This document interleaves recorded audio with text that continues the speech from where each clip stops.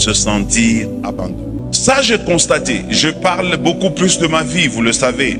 Et je lis aussi la vie de beaucoup de gens dans leurs livres. J'écoute aussi les témoignages de beaucoup d'hommes de Dieu. Et je suis arrivé à cette conclusion. Parce que tous comme moi, lorsque la main de Dieu était en train d'agir dans notre vie, lorsque Dieu était en train de bouger essentiellement pour moi, il y a eu des choses qui se sont passées autour de moi. Et je voudrais les partager avec vous. La première chose, c'est le sentiment d'abandon. Se sentir abandonné. Vous savez pourquoi? Parce que le diable, il n'aime pas que nous puissions aller plus loin. Le diable aime que tu restes là où tu es, que tu te contentes de ce que tu as, que tu gardes le peu que tu as. Le diable n'aime pas qu'on aille plus loin que ça. Le diable nous donne toujours le sentiment de toujours une satisfaction de ce que nous avons. Et parfois même nous nous encourageons. Il faut te contenter de ce que tu as, même le peu. Ça c'est le diable. Mais quand Dieu lui nous regarde, Dieu voit la grandeur, il voit la multitude, il voit la diversité, il voit beaucoup plus que ce que le diable nous empêche de voir. Et beaucoup d'entre nous ici, nous sommes tous empêchés de voir plus loin. C'est comme ça que l'homme généralement s'accroche à la chose à laquelle il a accès. S'il a un travail, il s'accroche à son travail. Et ici au Katanga, il y avait une expression qui était très courante. Kajinjo Baba, Kajinjo Mama. C'est-à-dire, sans mon travail, je ne suis rien. Sans mon mariage, je ne suis rien. Si je perdais cet argent, je ne suis rien. Je connais un frère dans cette église qui avait perdu tout son argent. Il est venu me voir en pleurant. J'ai parlé avec lui, je lui ai donné des paroles de garantie, je priais pour lui. Je lui ai donné de changer de méthode. Aujourd'hui, il est plus riche qu'il ne l'était quand il était venu pleurer dans mon bureau. Il est dans cette église. Quelqu'un me donne un bon amen. Et Dieu n'a pas encore fini avec lui. S'il est là, il va se souvenir de ce que je lui ai dit. Que ce qu'il est en train de vivre maintenant, ce n'est pas encore ça. Malgré que c'est déjà grand pour certains. Si tu vois ça, tu vas dire, waouh, ça c'est vraiment la bénédiction en personne. Mais Dieu, lui, il voit loin. Et je lui ai dit là où Dieu voulait l'amener. Quelqu'un me donne un bon amen. Souvent, nous avons peur de nous accrocher à ce que Dieu veut faire parce que nous estimons cela trop grand. Nous estimons cela difficile à réaliser. Et le diable maintenant, il aime bien nous retenir en esclavage. Laban ne voulait pas que Jacob parte. Laban voulait que Jacob se contente de la vie qu'il avait. Laban disait, mais tu veux aller où? Tu as mes 2 filles, tu as mes petits-enfants. Tu as le travail. Jacob, où veux-tu aller? S'il y a un problème de salaire, on peut discuter. Fixe-moi ton salaire et je te le donnerai. Donc il faisait tout pour garder Jacob avec lui. Il a joué carrément le rôle du diable qui veut nous garder tous dans une certaine situation. Cette situation que tu connais très bien toi-même. Et tu es disposé à te battre pour maintenir cette situation. Mais quand cette situation doit changer, quand Dieu décide d'intervenir dans ta vie, tu auras un sentiment comme si Dieu t'a abattu. Pourquoi? Parce que c'est tout le contraire de ce que tu attendais. Toi, tu voulais voir quand Dieu veut intervenir dans ta vie, que l'argent commence à augmenter, les choses commencent à se multiplier. Quand Dieu veut intervenir dans la vie de quelqu'un, la personne aura un sentiment d'être abandonnée.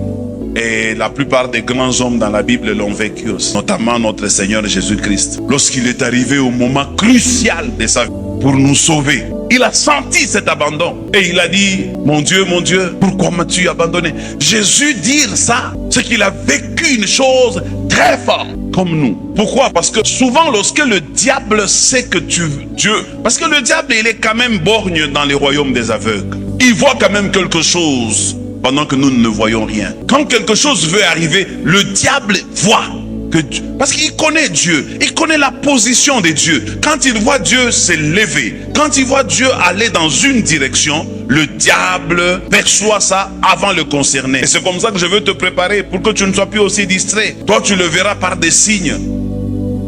Alors, qu'est-ce que le diable va faire? C'est qu'il va fermer les robinets. Il va faire en sorte que tu sentes en toi comme si Dieu n'est pas avec toi. Comme si Dieu t'a abandonné.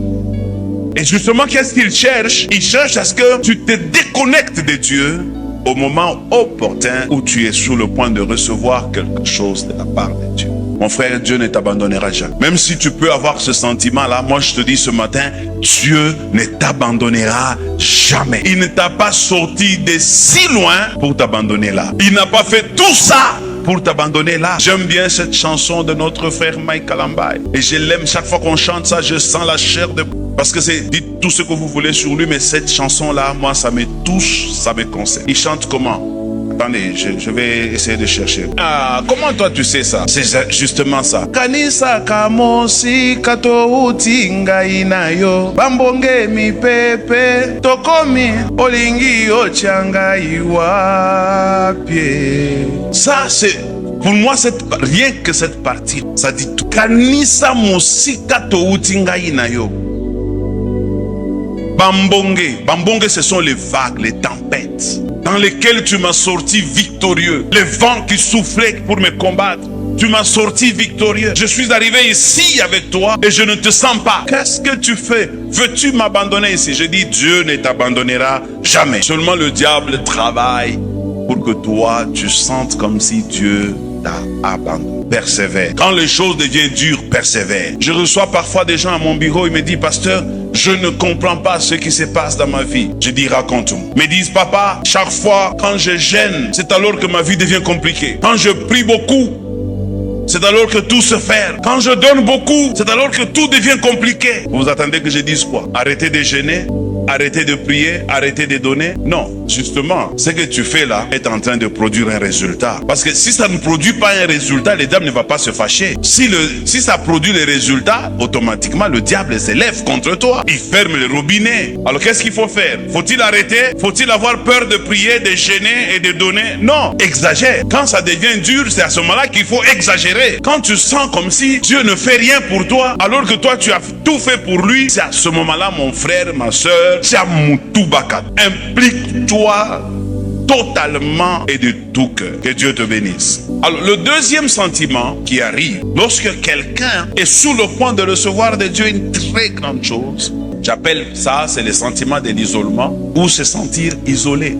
Quand Dieu est sous le point de changer ton environnement, tu te sentiras isolé. C'est-à-dire, tu auras comme l'impression que tu vis seul. Personne ne travaille pour toi. Personne ne t'aide. Tu auras même l'impression que même ta propre femme ne t'aide. Tu auras l'impression que tu es abandonné. Tu vis dans une situation où c'est fini. Plus personne ne croit en toi. L'isole. Tu verras des amis te quitter. Même des membres de famille t'abandonner. Tu verras même ton mari changer de langage à ton sujet. Tu te sens seul. C'est dans la solitude que Dieu taille les grands. Dieu ne taille pas les grands en public. Dieu taille les grands dans la solitude.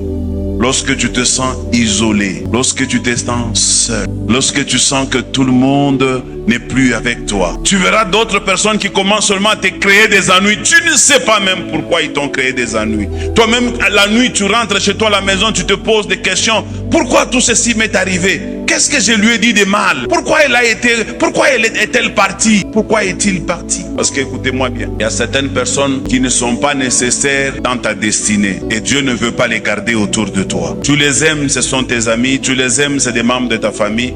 Mais quand Dieu te regarde, il voit ces personnes-là. Ces personnes constitueront toujours un obstacle pour toi.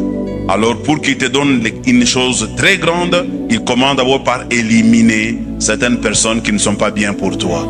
Même si toi-même tu estimes que ce sont des bonnes personnes pour toi, mais devant Dieu ce ne sont pas des bonnes personnes. Et rassure-toi, si certaines personnes partent, Dieu prépare de nouvelles personnes qui viendront jouer un autre rôle autour de toi afin d'aller là où Dieu est en train de t'attendre. Alors, ayez l'habitude de ne jamais regretter quand quelqu'un te quitte. Il y a des jeunes filles qui viennent me voir parfois au bureau et me disent, papa, comment expliquer que mon fiancé est parti? D'ailleurs, il n'est pas le premier, même avant lui, un autre est parti. Ça fait 3 fois que j'ai eu des fiancés qui sont partis, parfois même 5 fois. Je leur pose une question. Si tous les 5 fiancés étaient restés, tu allais être marié comment avec les 5? Il fallait qu'ils partent pour que les propriétaires viennent. Quelqu'un me donne un bon amen. Alors si quelqu'un part et quitte ta vie, dis Seigneur merci, j'attends celui qui vient. Parce que l'autre qui est là, s'il reste, il va bloquer l'arrivée de ton mari. L'autre c'est un aventurier, c'est un bandit. C'est pourquoi il te demande laisse-moi goûter. Parce que c'est un bandit. Laisse-le aller.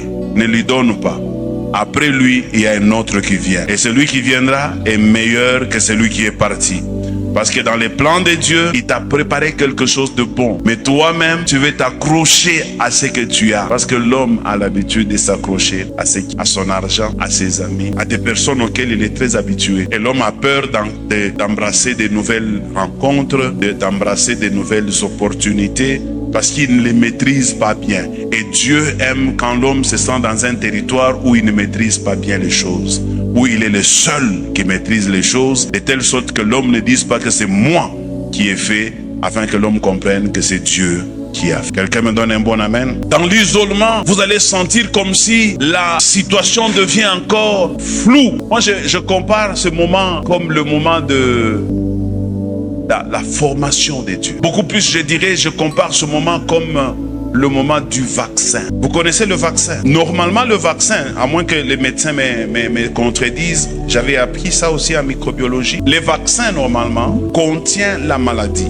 Quand on l'injecte dans le corps, la maladie entre dans le corps, s'adapte aux cellules et les anticorps naturels viennent et maîtrisent cette maladie. Et une fois que tes anticorps sont habitués à cette maladie, désormais tu ne tomberas plus malade de cette maladie dont on t'a vacciné. C'est à peu près ça, les vaccins. Et chaque fois que les gens se sont vaccinés contre le Covid-19, vous avez entendu des témoignages. C'est à ce moment-là que c'était devenu même plus compliqué. Parce que le vaccin, au fait, c'est une maladie qu'on injecte pour adapter ton corps afin de résister à d'autres maladies semblables à celle-là. Et Dieu fait aussi la même chose. Il envoie toujours une situation de telle manière à ce que tu sens comme si tu es perdu, abandonné, alors qu'en réalité, Dieu est en train d'injecter dans ton esprit de nouveaux programmes. Il est en train de mettre en toi de nouveaux objectifs. Parce qu'il y a des objectifs dans la vie qui nous accompagnent pendant 10 ans et qui ne sont plus nécessaires au-delà. Regardez Jacob. Jacob constate que les frères de ses femmes, les fils de Laban, commencent à changer de visage à son égard. Et même Laban commence aussi à changer. Il n'est plus le même Laban que Jacob connaissait. Un homme gentil, un homme bien avec. Jacob comprend que ce signe ici, c'est le signe qui annonce un départ. Je dois partir. Quand vous voyez quelque part où les gens ne vous acceptent plus, préparez-vous à partir. Quand vous voyez les conflits commencent à se multiplier avec certaines personnes, s'il vous plaît, ne restez plus là. Même si vous allez arranger après, quand quelqu'un a quelque chose dans les cœurs contre toi, même si vous arrangez, la chose reste dans les cœurs. Mais physiquement, vous arrangez, mais dans les cœurs, la chose est restée. Faites très attention. Autant partir que de rester. Jacob a compris, Jacob commençait à préparer son départ. Il faut savoir partir quand il est temps. Quand tu vois un ami ou une amie qui est jaloux de toi, organise-toi. C'est le moment de séparation. Tu achètes quelque chose, il gonfle. Puisque tu as fait quelque chose bien, il n'est pas content. Détache-toi de lui. Tu n'as pas péché. Quelqu'un me donne un bon amen. Et lorsque Jacob constate que l'environnement ne lui permet plus d'évoluer, Jacob décide. Il se sent seul. Toute la famille est contre lui. Laban, ses fils sont contre lui. Jacob dit, quand on est seul comme ça, c'est que Dieu veut faire quelque chose. Je dois changer de mille. Je vais vous montrer un autre exemple dans la Bible. Regardez Joseph. Joseph était un homme qui travaillait très bien pour la maison de Potiphar. Et Potiphar n'a jamais eu un travailleur comme Joseph. Un garçon très bon, très fidèle, qui a même refusé de coucher avec sa femme.